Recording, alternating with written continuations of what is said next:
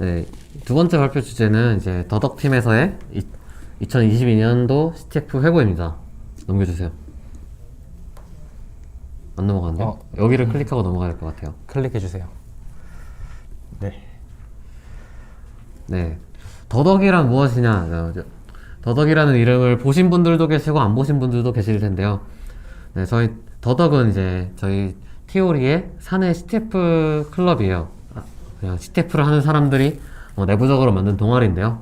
이름의 어원은 이제 티오리를 쪼개서 부르면 더 오리가 되고, 오리는 덕이니까 우리 CTF 팀은 더덕으로 하자, 이런 이름이 되었습니다.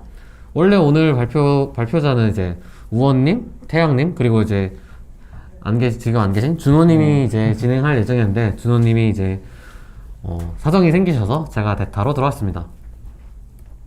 그래서 오늘 무슨 얘기를 할 거냐?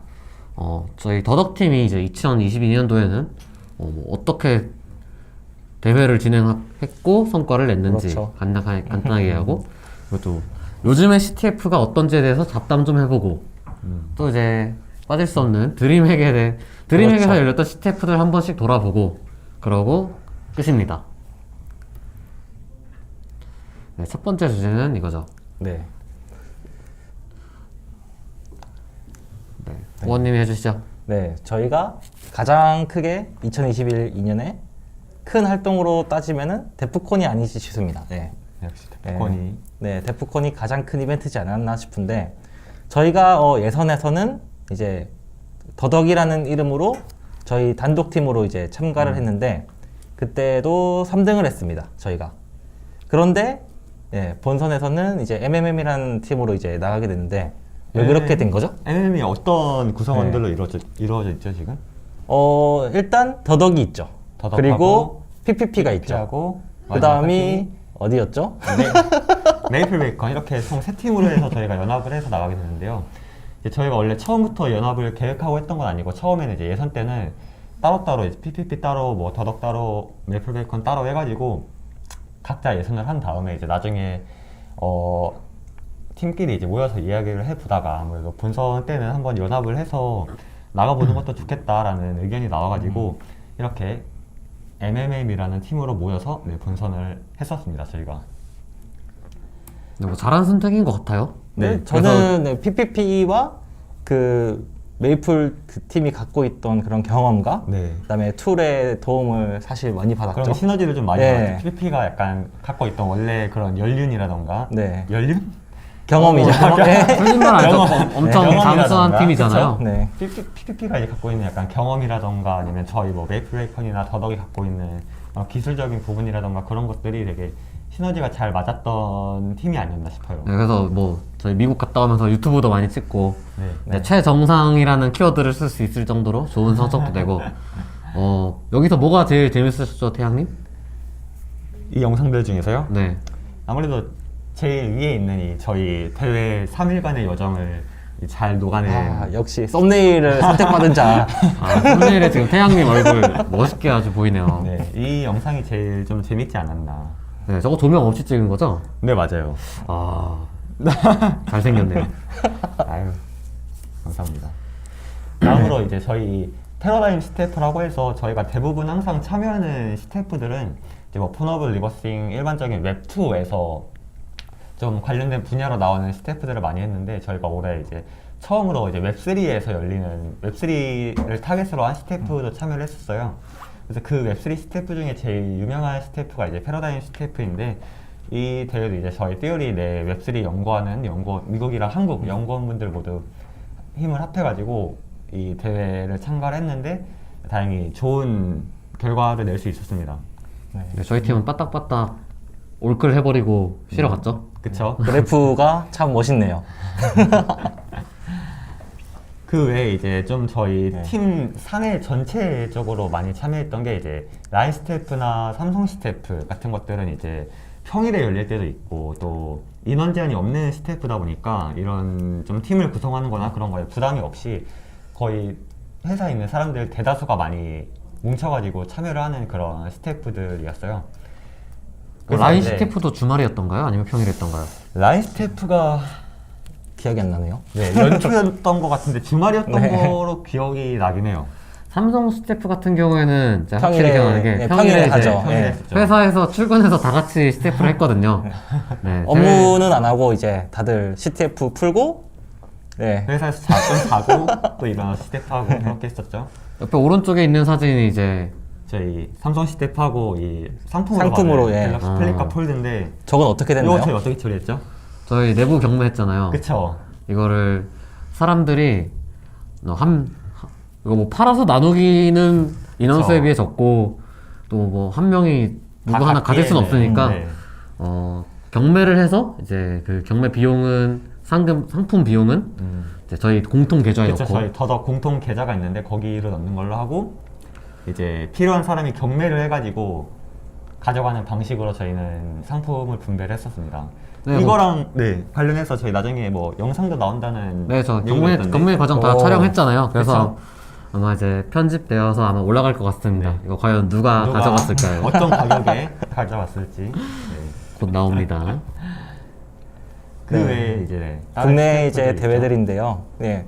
너무나 유명한 이제 코드게이트. 코드게이트 저희는 이제 일반부 1등, 3등 했고, 그다음에 사이버 공격 방어 대회라고 CC라고 불리는 대회가 있는데 해당 대회에서는 저희가 이제 종합 우승, 일반부, 준우승. 그러니까 사실상 이제 일반부로 참여해서 얻을 수 있는 모든 등수를 다 저희가 섞어냈고요. 네. 그다음에 하이트 햇 콘테스트라고 해서 이제 국방부에서 주최하는 대회가 있는데 해당 대회에서도 저희가 일반부로 1등, 2등을 달성했습니다. 네, 그리고 2022년 처음 개최되었던 와콘에서도 저희가 이제 아쉽게 크립토의 벽을 넘지 못하고 2등을 하게 되었습니다. 와코는 저 예선 네. 경기를 그 저희 제주도 워크샵 갔을 때 했던 저거죠? 아, 네, 네, 맞아요. 기억이 납니다.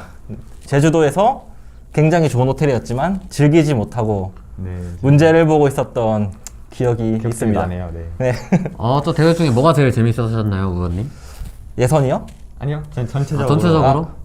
제일 재밌던 대회. 그래도 퇴근을 일찍 할 수 있었던 코드게이트가 아니었나요? 아, 그렇죠. 퇴근도 그렇고 다 참여해 왔을 때 사실 전반적으로 저도 개인적으로 문제 풀 때 되게 재밌었던 게 코드게이트 문제들이 이번에 되게 재밌게 나왔었다고 느꼈던 것 같아요. 의원님도 그럼 의원님, 태양님도 그럼 코드게이트가 제일 재밌으셨나요? 네, 그렇습니다. 네, 좋습니다. 네, 저희는 그리고 이렇게 대회를 참여하는 것만 아니라 이제 저희는 사이버 공격 방어 대회 때 디프리를 진행했습니다. 저희가 좀 주최해서. 근데 이제 저희가 이제 해외나 이런 데 참여하다 보니까 좀 아쉬운 게 좀 많았어요. 이제 같은 업계에서 종사하고 있고 관심사가 같아서 재밌는 얘기를 이제 많이 할 수 있을 것 같은데 다들 이제 CTF 끝나고 피곤하다라고 해서 이제 다 집에 가시거나 그렇죠. 호텔로 쉬러 돌아가고. 가고 이제 저희끼리 이제 커뮤니케이션 할 수 있는 그런 할 수 있는 부분이 없었는데 그래서 이거를 저희가 할 수 있는 부분이라도 조금이라도 도움이 되고자 이제 진행을 했었습니다. 네. 네, 뭐 근데 이제- 데프콘 같은 경우에는 이제 항상 끝날 때마다 어느 한 팀이 자기네가 큰 스위트룸을 예약해서 100명씩, 200명씩 와서 술 먹고 춤추고 아주 그냥 파티를 하잖아요. 근데 뭐 실제로 이거를 준비해 보니까 막 좀 짜잘짜잘하게 잔잔바리로 고려할 것들이 많더라고요. 이거를 준비했던 그 외국 팀들한테 좀 존경심이 드는 순간이었습니다. 네, 재밌었던 것 같습니다. 네.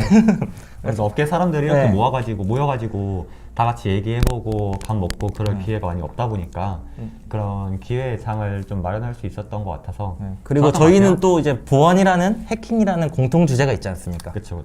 그러다 보니까 얘기를 하는데 막 서로 이제 똑같은 주제를 가지고 얘기하다 보니까 재밌었던 것 같습니다. 맞아요.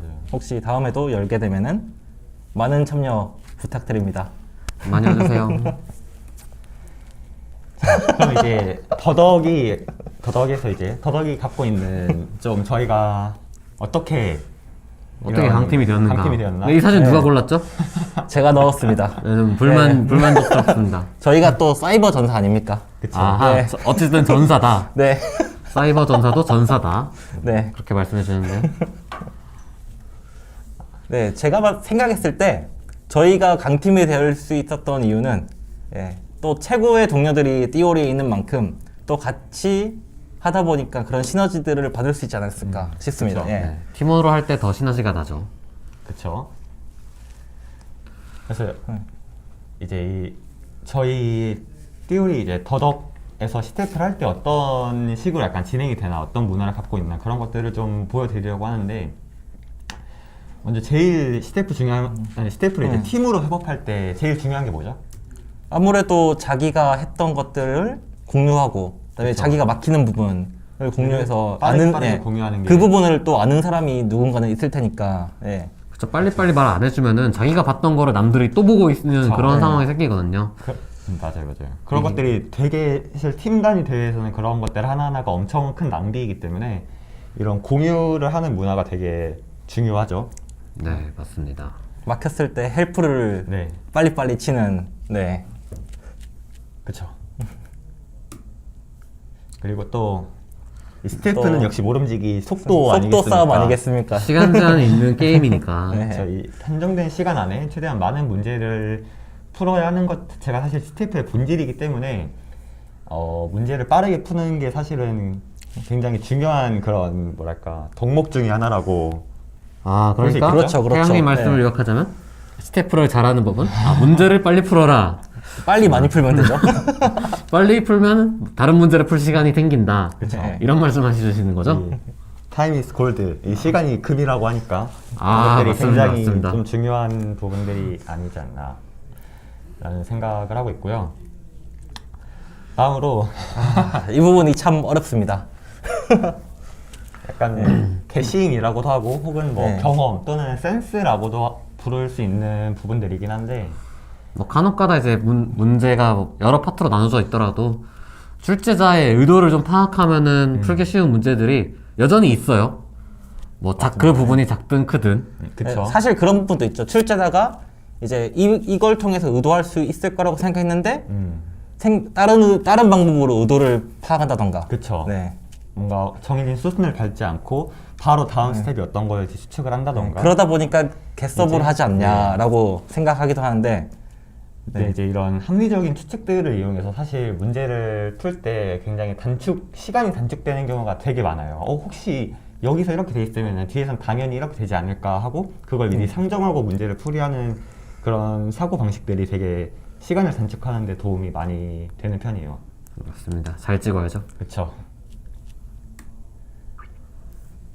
네. 아, 이거는 그때네요. 훈훈하네요. 팀원들이 코드게이트 네. 본선 참여했을 때 이제 회사에서 이제 본선 참가하지 않은 인원들이 뭐 우리가 도움이 될 거 없나 해서 먹을 거 사다가 드렸는데 그쵸? 또 이제 우리 팀은 갖다 주긴 뭐하니까 거기 있는 팀들 다 주긴 했거든요. 그래서 뭐 대회에 참여하지 않은 이제 더덕 인원들도 한 몸처럼 응원을 한다. 네. 그런 것들이 이제 이런 응원에 힘입어서 저희가 더 열심히 할 수 있는 감사합니다. 그렇죠. 네, 항상 감사하게 생각하고 있습니다. 그리고 이제 또 CTF가 작게 하면 12시간, 조금 길게 하면 24시간, 48시간 이렇게 네. 하다 보니까 사실 체력이 중요합니다. 체력 네. 싸움이죠. 네. 48시간 동안, 36시간 동안 컴퓨터 앞에서 주구장창 앉아가지고 하려면은 제일 중요한 게 체력인데, 체력 위해서 지금 PT 받고 계시나요, 지금도? 저 PT 받고 있습니다. 태양님은 뭐 이제 계속해서 클라이밍 다니시고 네. 우원님은 뭘 하고 계시죠? 저는 저기 오른쪽 사진 보면은 이제 풀업바가 있는데 실제로 저희가 오피스에 저걸 설치해 놨습니다. 그래서 저는 열심히 지나다니면서 한 개씩 하고 있습니다. 저 네.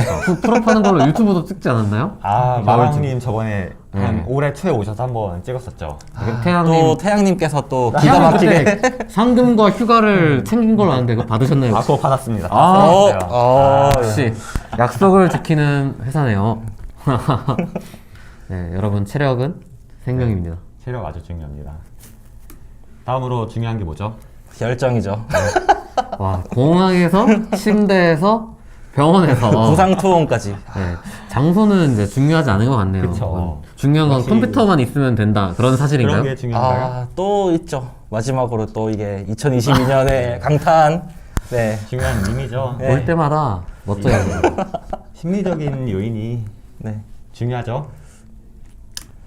그리고 네, 마지막으로 이제 2023년 계획인데 아직은 큰 계획은 없습니다. 근데 이제 재밌는 거를 무언가 만들고 싶다는 이제 마음만이 있고 좀 더 자세한 내용은 이제 마지막 CTF인 드림액에서 다루도록 하겠습니다. 다음 이제 어떤 네. CTF 트렌드나 좀 잡담들을 나누려고 하는데요. 네, 가장 먼저 이제 웹이 나왔는데요.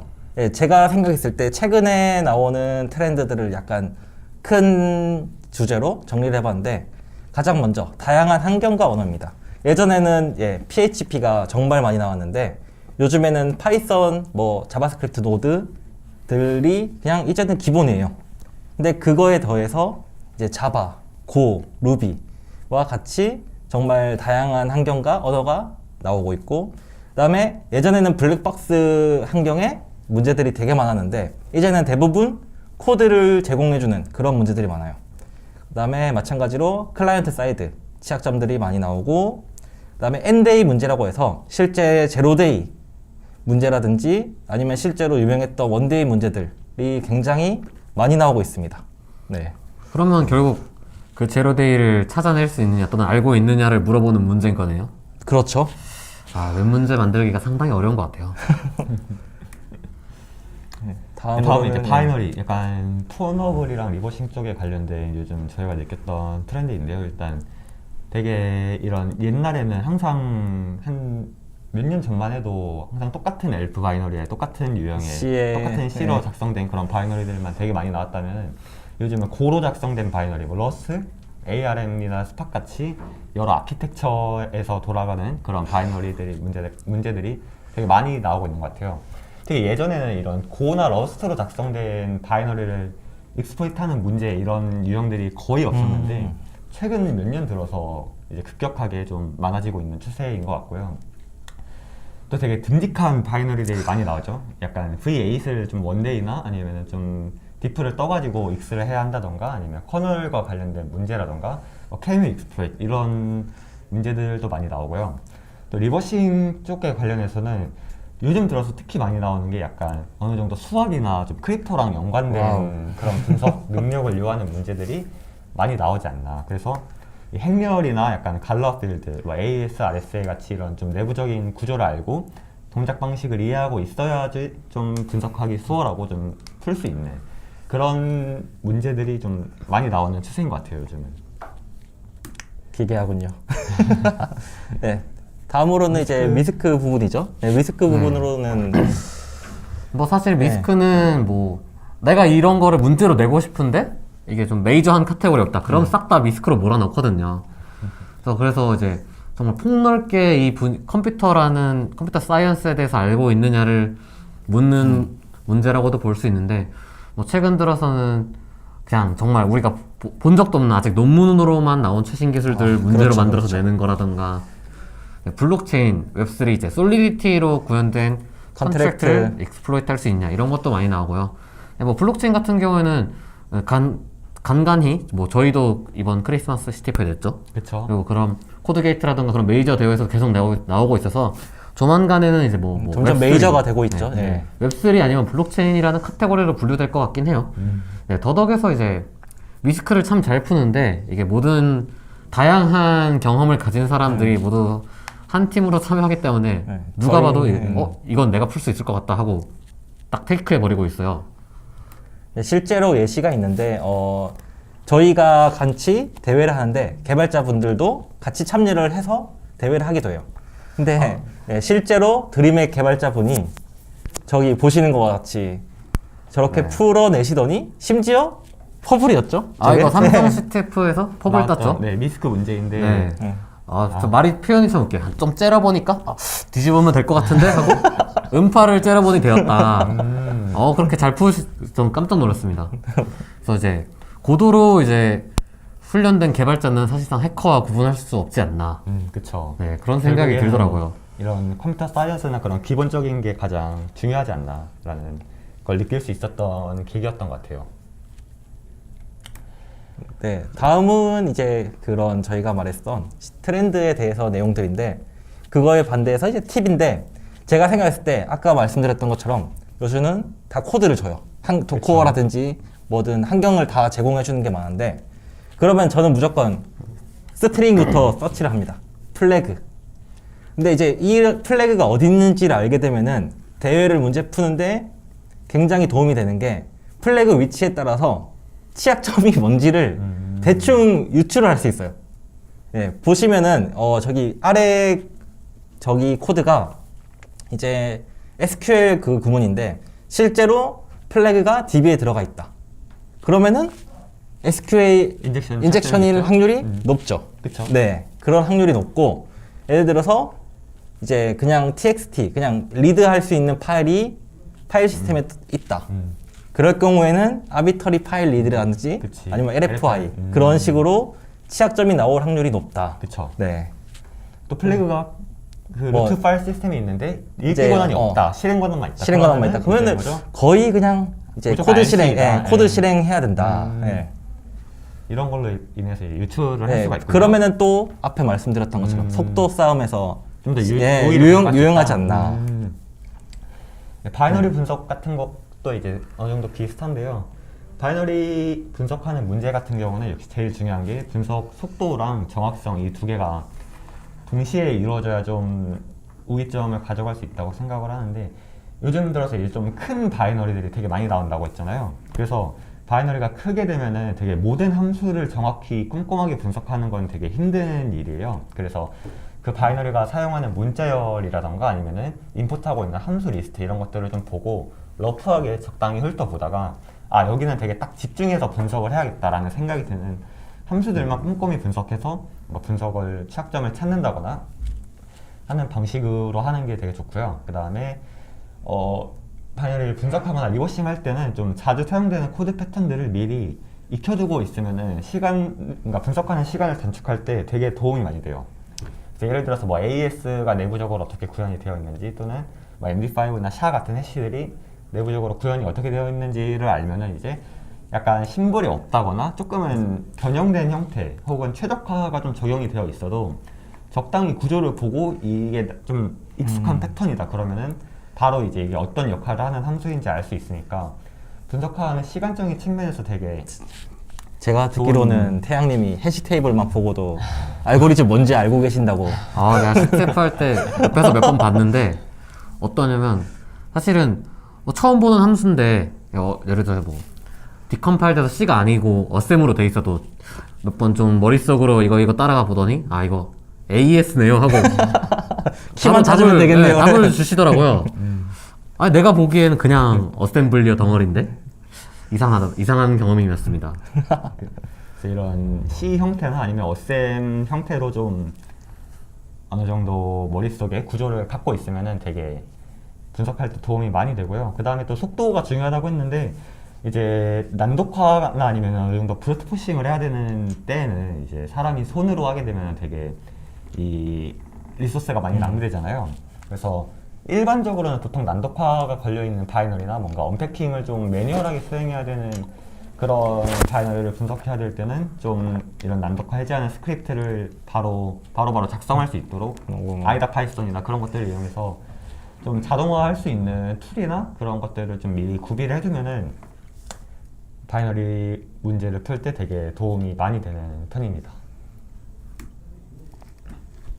그다음은 네, 어딘텐드 솔루션인데 실제로 이제 출제자도 결국 사람이다. 네, 사람은 실수를 할 수밖에 없어요. 그러다 보니까 저희가 코드나 이제 이런 환경들을 보다 보면은 실수하는 부분을 찾게 되고 사실 이제 실수라는 게 의도했던 것보다는 더 쉽게 풀리는 경우가 많아요. 그래서 주로 이제 많이 실수하는 게 퍼미션, 권한 관련된 이제 그런 문제점들 많이도 나오고 그다음에 이제 리스트, 하이트 리스트, 블랙 리스트 해서 이제 뭔가 필터링 한다던가 하는 과정에서 키워드들을 몇 개 놓쳐요. 놓쳐서 그 키워드로 이제 공격을 하는 경우. 그다음에 이제 많이 발생하는 게 라이브러리나 프레임워크, 인프라를 설정하는데 이제 실수를 해서 그런 문제가 발생하는 게 있는데 저기 밑에 사진은 뭐였죠? 네. 코드게이트 때 이제 나왔던 블록체인 문제였죠. 네. 이 코드게이트 때 이제 블록체인 관련된 문제가 출제가 됐었는데 그때 이제 사용했던 플랫폼이 저희가 아까 좀 앞에 말씀드렸던 패러다임 스태프에서 사용하던 그런 플랫폼을 이제 그대로 갖고 와가지고 어느 정도 자기 문제에 맞게 좀 수정해서 그걸 적용해서 만든 문제였죠. 네, 블록체인 문제 낼 때 저 베이스가 되는 그런 환경을 저기서 이제 가져와서 이제 컨트랙트 올리거나 해서 사용하는데 저기서 이제 그 인프라가 사용하는 이제 그런 시크릿 그런 키가 있습니다. 근데 그걸 가져올 때 이제 환경 분수에서 가져오는데 그게 없으면은 이제 오른쪽에 있는 디폴트 밸류를 사용하는데 그 디폴트 밸류가 이제 저렇게 고정되어 있기 때문에 네. 저걸 가지고 이제 그 인프라에서 그러니까 바로 어드민 권한으로 그쵸. 이제 뭔가를 할 수 있었던 실제로 컨트롤을 네. 익스플로이트하지 않고도 바로 네. 이미 그냥 고정되어 값만 있는 바꾸고, 이 네. 시크릿 값을 이용해서 바로 어드민 기능을 사용해서 문제를 풀이한다던가 이런 네. 일이 이렇게 문제를 푼 팀이 있다고 알고 네. 있습니다. 저희는 정석으로 네. 저희는 힘들게 풀었는데 아, 결국 그럼 푸는 팀이 한분 못 찾으신 거네요? 저희는 이제 끝나고 알았죠. 이런 아, 게 감점 있었다는 문제는 걸. 네. 그 리벤지 문제가 안 나왔나요? 보통 아, 이제 이런 저희도 끝나고 알아가지고 네. 네. 이렇게 풀이가 됐다는 거를 이런 끝나고 수- 알려졌기 네. 때문에 이런 이제 실수가 있었는데 보통 그게 너무 빨리 사람들이 알게 돼서 너무 많이 풀면 아, 보통은 그쵸. 이제 문제가- 리벤지라는 이름이 아니면- 붙어서 대회 중에 다시 그쵸, 오픈되죠. 이제 거기 때는 한 팀만 그렇게 풀었어가지고 아이고. 사실 그렇게 크게 영향이 많이 가지는 않았기 때문에 리벤지가 나오거나 하지는 않았었는데 근데 이런 접근법도 되게 참신했던 것 같아요. 네, 뭐 실수를 찾는 것도 결국에는 네, 문제 풀이의 네. 그런 일부 과정 중이니까. 네. 취약점을 찾는 거죠. 시작점도 실수를 찾는 것 중에 하나니까. 네. 그렇죠. 네, 다음은 네, 이제 팁은 드림의- 여기까지고 네. 네. 올해 드림핵에서 열렸던 CTF에 대해서 뭐 얘기 좀 잠깐 해볼까 하는 거예요. 네, 저희가 이제 3달에 걸쳐서 총 12번의 CTF를 진행을 했죠. 이제 그쵸. 매 CTF마다 이렇게 이쁘게 그림을 그려서 정말 많은 CTF를 했네요. 네, 만족스러운 점도 있었고 좀 아쉬운 점도 있었던 그런 CTF예요. 이 중에 제가 그린 그림도 있습니다. 갑자기 퀄리티가 확 떨어지는 게 하나 보이긴 하네요. 찾기 어려우실 텐데. 네, 또 블리츠 CTF도 저희가 올해 블리츠 새로, CTF? 네, 이건 뭔가요? 새로 런칭을 한 건데 네.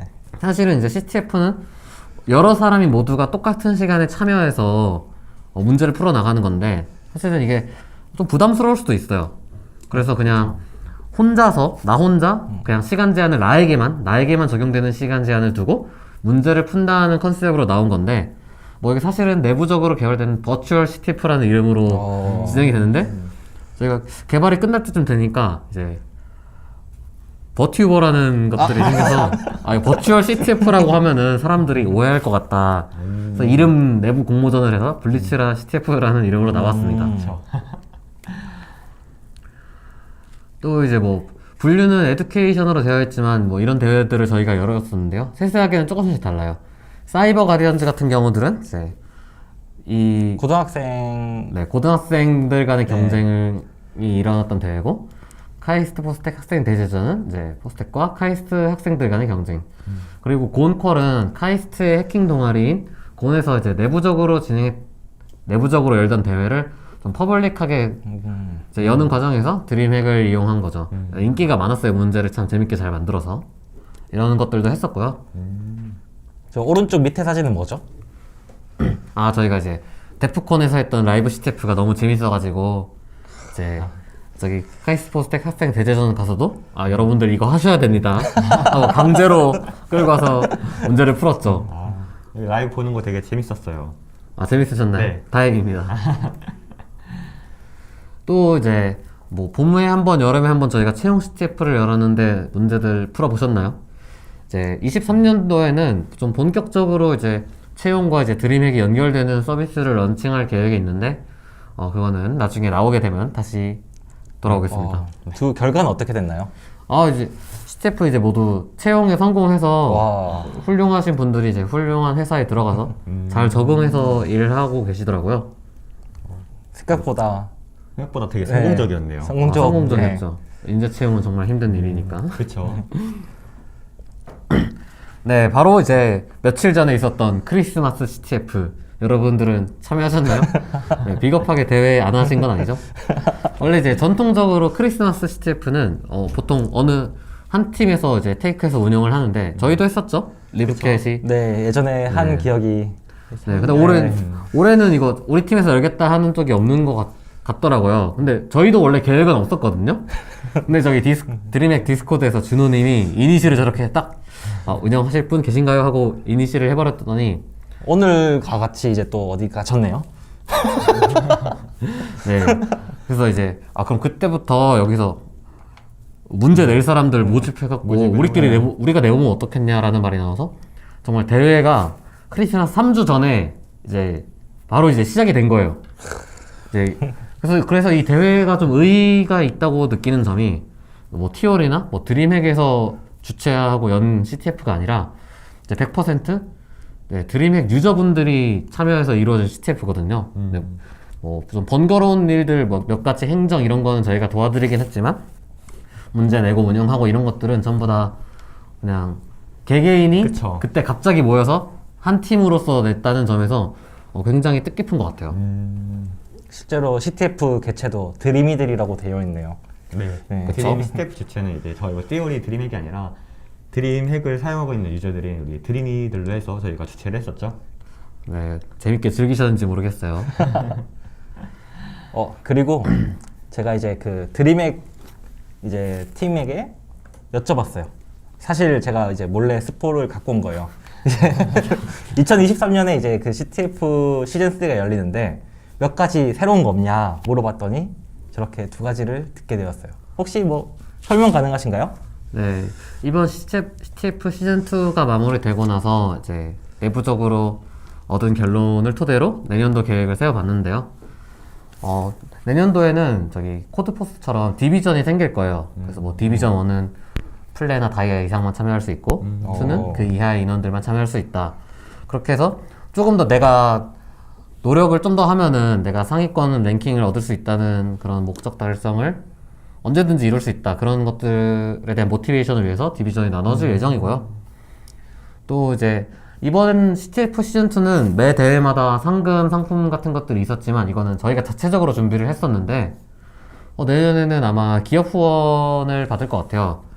스폰서를 모집해서 뭐 땡땡땡 기업 배 시즌 라운드별 그런 식으로 지금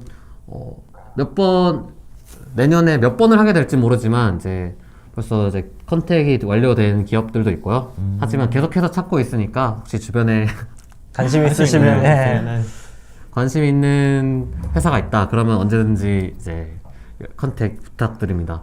그래서 이 두 가지가 모두 좀 더 이제 유저들이 흥미를 가지고 좋은 방향으로 CTF에 참여할 수 있도록 그런 CTF 문화가 보편적으로 이제 저희 한국에 뿌리 내릴 수 있도록 하고자 하는 목적이 있거든요. 앞에 뭐 저희 CTF 애프터 파티도 같은 목적이었죠. 그렇죠. 네네. 네, 그런 쪽으로 저희가 이것저것 생각을 해보고 있습니다. 네. 이제 결론이죠. 네, 제일 중요한 저희 이제 더덕에 같이 하고 싶다 하시는 분들이 많은데 저희는 앞서 말씀드렸던 것처럼 회사의 이제 사내 클럽에서 시작됐습니다. 그러다 보니 이제 조건은 하나밖에 없어요. 간단해요. 저기 보이시는 띠오리 팀에 들어오셔서 원하는 포지션을 네. 찾고 그거에 지원을 해서 저희와 함께 동료가 된다면은 저희와 함께 스태프도 참여하고 일도 즐겁게 네, 업무도 하고 네. 대회도 하고 밤 같이 새면서 밤도 같이 새고 그래서 함께 항상 저희와 함께할 이 동료들을 모집하고 있으니까 많은 관심 부탁드립니다. 네. 네, 이제 혹시 뭐 Q&A를 질문 있으시면 해주시고 뭐 한 1분 정도만 기다려 볼까요? 네. 되게 딜레이가 있으니까.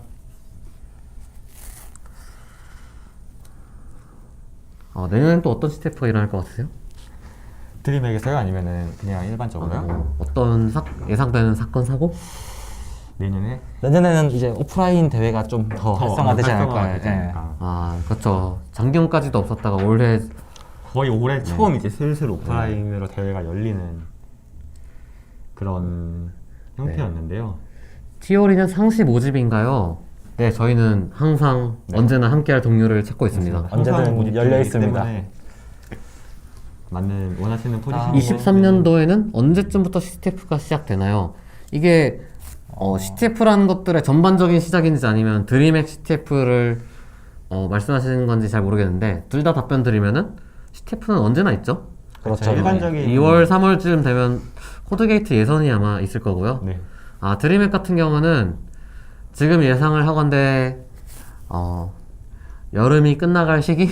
시즌2가 시작했던 시기랑 비슷하게 아마 연 단위로 가지 않을까 조심스레 예상을 해보고 있거든요. 아직은 명확한 답변은 저희가 이렇게 내부적으로 계획이 정해지는 대로 공지를 드릴 예정입니다.